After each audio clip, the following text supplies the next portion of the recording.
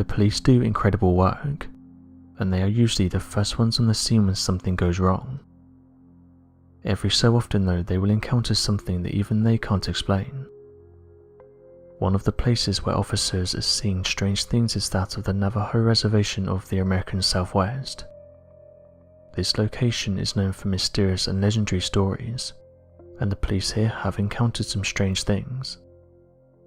One of the issues though is when police report these types of encounters, they can be mocked and looked down on.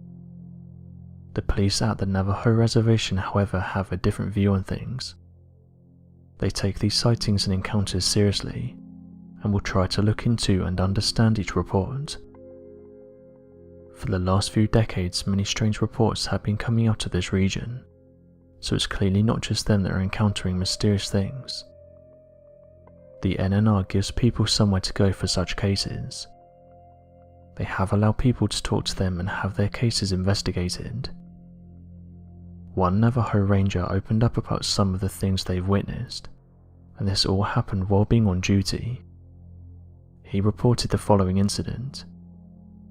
While driving, I encountered something that to this day stuck with me. I was driving through Crown Point, but I could see that something was running alongside my car. I slowed down so I could get a better look at this thing, not realizing that at this time I was driving around 30 miles per hour, so whatever this thing was, it was easily keeping up with my car. When I looked in my mirror, I could see that this thing looked like a giant dog. It ran to the passenger's side and bumped the car. I then pulled to the right so I could get a better look at this thing, and the only way I can describe it is that it looked like a giant wolf. I then braked hard, which meant I was able to tuck in behind it, after which I put on my full beams and got a clear view of this thing.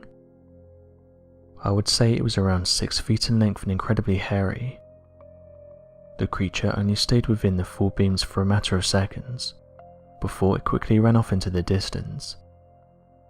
I have no idea what it was, and if I had to be honest, I'd say that it looks like a mix between a man and a wolf." End quote. For many years now, the Navajo has interested paranormal researchers, as they have said this location is a hotspot for things such as skinwalkers, dogmen, and UFOs. The skinwalker is said to be a humanoid that's able to change its appearance on command.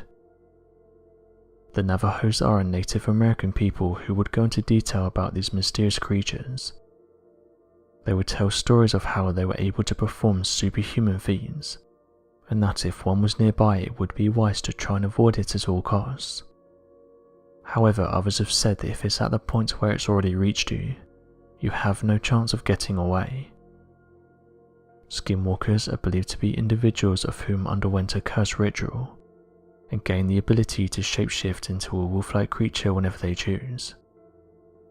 This term comes from that of old Navajo legends that claim that when a tribal member committed a social taboo, something otherwise not accepted by the tribe as a whole would cause the tribe to come together to perform a ritual that would curse that person. This would cause the said person into becoming part animal and cursing them to live a life of solitude, being forced to change from their human form into a large animalistic form whenever their unstable desire began to take control. In the Navajo language, the word skinwalker translates to he who walks on all fours, and for good reason. Those who have encountered these creatures have said that not only do they possess the ability to transform into a variety of creatures, but they're also able to move extremely fast on all fours. What's interesting though is that although these legends have been around for many years, it's only been in the last 20 years or so that these stories have been brought to the public's attention. Those who have visited the Navajo region have reported seeing bizarre looking creatures, some of which resembled the mythical skinwalker. This isn't the only place that houses skinwalkers though. Skinwalker Ranch was named after the numerous encounters with these creatures. Interestingly, many believe that skinwalkers are at the center of the strange reports surrounding the Skinwalker Ranch, as many of the creatures described in the numerous encounters held by people are that of large beasts. These have been reported as walking on their hind legs and possessing many of the powers that a skinwalker is said to have, One such power is the ability to mimic any animal noise, as well as the ability to sound like any person that hears it speaking. This strange ability has been heard by numerous eyewitnesses, of whom claim to have seen a large moving beast in the area, as well as hearing a number of large animal calls shortly after, as well as their own voice being echoed back to them after they called out in fear. What's worrying is that it's said if you hear these sounds the skinwalker is stalking you.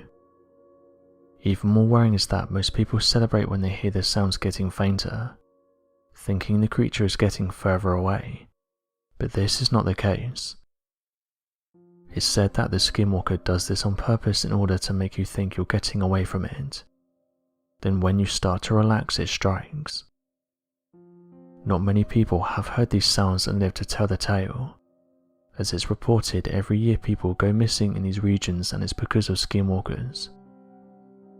These claimed sightings and legends have led to the entire area becoming known as Skinwalker Ranch, with many believing that the local Native American legends involving the creature were told in truth about a population of such cursed people, transforming in the region and having a small population throughout the area.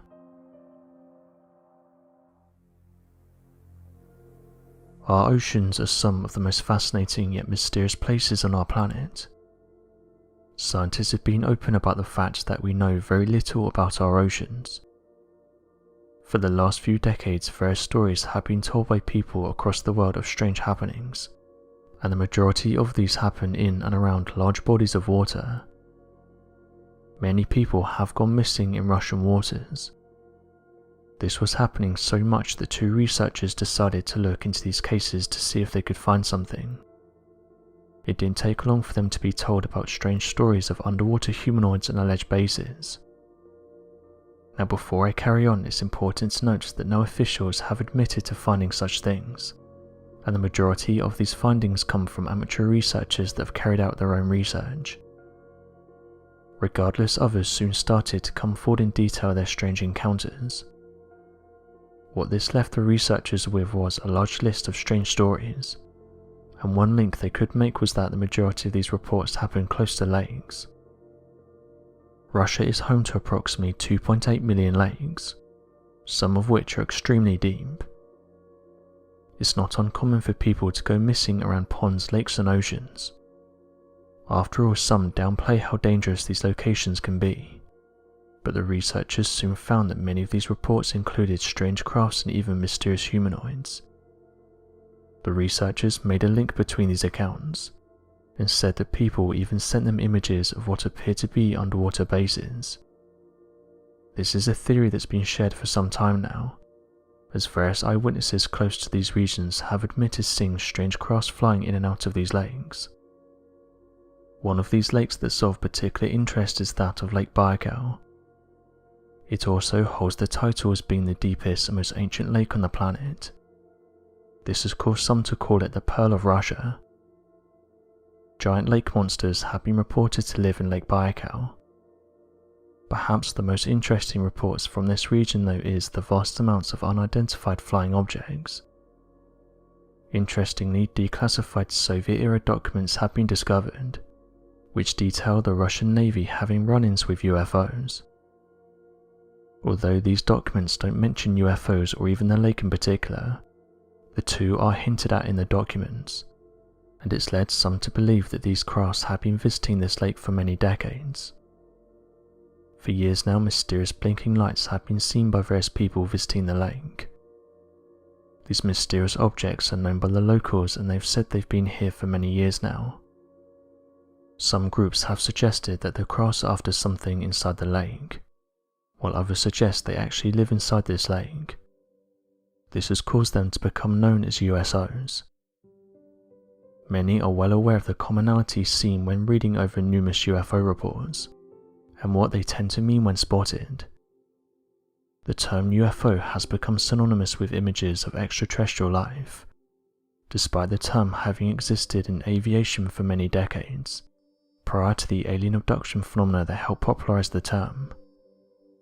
Prior to its stigma with the extraterrestrial phenomena, the term UFO, which stands for Unidentified Flying Object, was commonly used in the military to help classify enemy planes that had not yet been accurately identified.